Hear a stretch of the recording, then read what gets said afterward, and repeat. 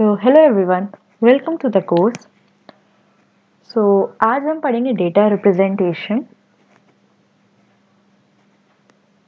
Floating point numbers and representation. अभी तक हमने पॉजिटिव नंबर्स, नेगेटिव नंबर्स देखे थे रिप्रेजेंट करना, बट अभी तक फ्लोटिंग नंबर्स नहीं देखे। तो अब हम इस लेक्चर में पढ़ेंगे how to represent a floating point number.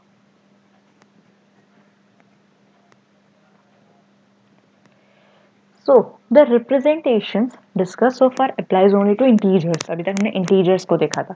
Cannot represent number with fractional part. So we can assume a decimal point before a signed number. तो हम क्या करते हैं, जो साइन नंबर है हमारा उससे पहले हम डेसिमल पार्ट अज्यूम कर लेते हैं. In that case pure fractions means without integer parts can be represented. We can also assume the decimal point somewhere in between. So basically this lacks flexibility, very large and very small numbers cannot be represented. So what to do then? Means ये हमने problems देख ली कि अगर हम ऐसे करते हैं तो क्या क्या प्रॉब्लम्स होंगी, तो हमें क्या करना चाहिए. So a floating point number f is represented by a doublet. You can see here m and e. देखते हैं m e है क्या. So f is equals to m into b raised to power e. So b is basically क्या, exponent base. Usually हम 2 ही लेते हैं. m क्या है, मैंटिसा इसको बोलते हैं, आप मीन्स याद कर लीजिए, इसे मैंटिसा बोलते हैं. अभी देखेंगे कि मैंटिसा बेसिकली होता क्या है. e is exponent.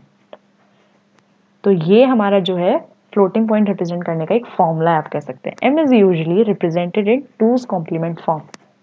जो हमारा मैंटिसा है वो टूज कॉम्प्लीमेंट फॉर्म में रिप्रेजेंट करते हैं with an implied binary point before it. Okay, so for example in decimal we have 0.235 into 10 to the power 6.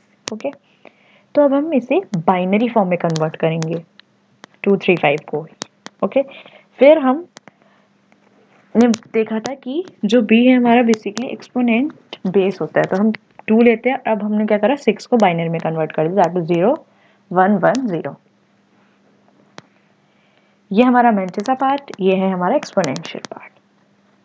Now applications. Modern computers adopt IEEE 754 standard for representing floating point numbers. There are two representation scheme basically, 32-bit single precision and 64-bit double precision. तो पहले हम देखते हैं IEEE 754 32-bit single precision floating point numbers. The most significant bit is the sign bit.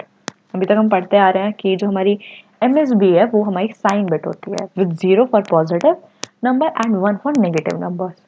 The following 8-bit represent exponent a.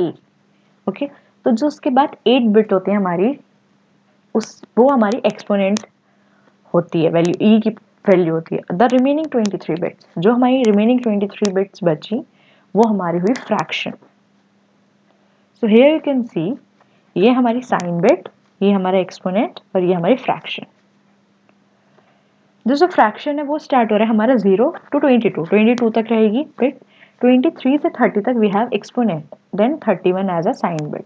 अब देख सकते हैं मैं यहाँ पे 23 बिट्स की बात कर रही थी, ये हमारा 23 बिट्स है, ये हमारा 8 बिट है. You can check 30 minus 23 is 8 and here we have sign bit.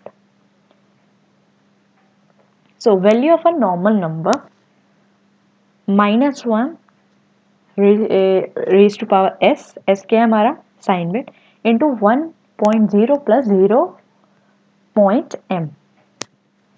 m हमारा क्या है mantissa, into 2 raised to power e minus 1 to 7. Okay, सो हम पहला एग्जांपल देखते हैं. ये बेसिकली हमारा फॉर्मूला था निकालने का. Okay, so first example, suppose that IEEE 745 32 floating point representation pattern is this. Okay, now the sign bit is 0, of course we have positive number, it means now e की value क्या होगी, e is equals to 1000, this one हमने बोला था ये हमारा e होता है. अब हम इसे कन्वर्ट कर लेते हैं नॉर्मलाइज्ड फॉर्म में, that is 1 to 8d. The fraction is ये वाला पार्ट है हमारा, हमने इसे भी नॉर्मलाइज फॉर्म में कन्वर्ट करा 1.11b with an implicit leading 1 is equals to, अब हम यहाँ पे क्या है अपना फॉर्मूला लगाते हैं, जो भी हमने फॉर्मूला पढ़ा था sign bit plus 1 into everything, जो भी हमने पढ़ा था वो हमारा था फॉर्मूला, वही हम यहाँ पे अप्लाई कर रहे हैं। The number is 1.75 into 2 raise to power this, ये हमारा जो है फाइनल आंसर आ जाएगा 3.5D।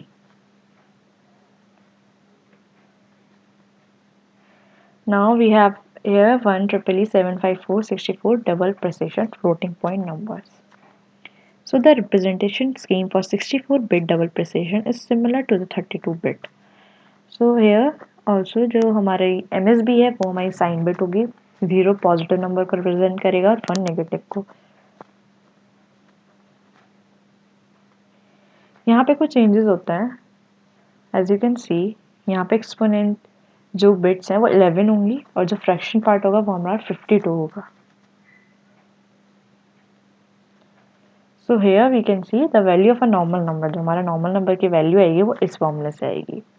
आप देख सकते हैं 64 बिट में 1023 है यहाँ पे, और जो 32 बिट थी वहाँ पे हमारा था 127, बस यही डिफरेंस है दोनों के फॉर्मूले में।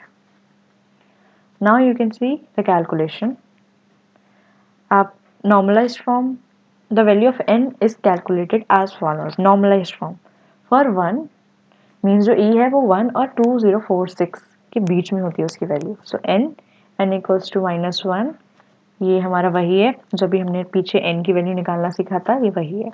अब डीनॉर्मलाइज्ड फॉर्म कैसे निकालेंगे, e is equals to 0, n is equals to -1 raise to power s into 0.f, means f here is fractional part, आपको बताया था मैंने f क्या होता है fractional part, and 2 into means 2 raised to power -1022.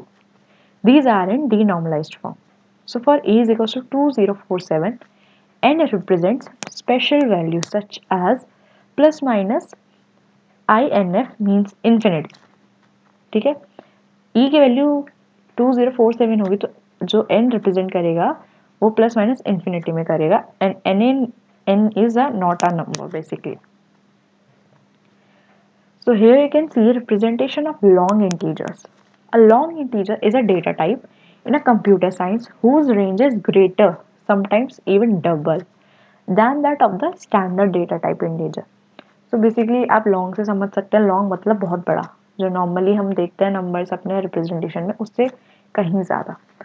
Long integers are represented as a set of binary digits. They can be unsigned, representation of a non-negative integers, or signed. Okay, so most programming languages have defined the minimum and maximum value of the integer that can be represented by long integers. So here you can see the size of long integers in different programming language is follows. So C++ की 4 bytes की, Visual Basic की 8 bits की, SQL की 8 bits की, C plus की C की basically 8 bits की, VBNet की 8 bits की, Java and Pascal, you can see it, all of the programming languages.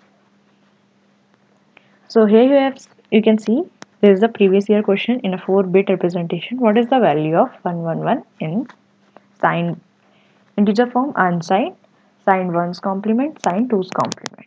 So ये आपका previous year का question है 2004 का 6 marks का. So you have to solve it. So thank you guys. I hope आपको ये lecture समझ में आया होगा.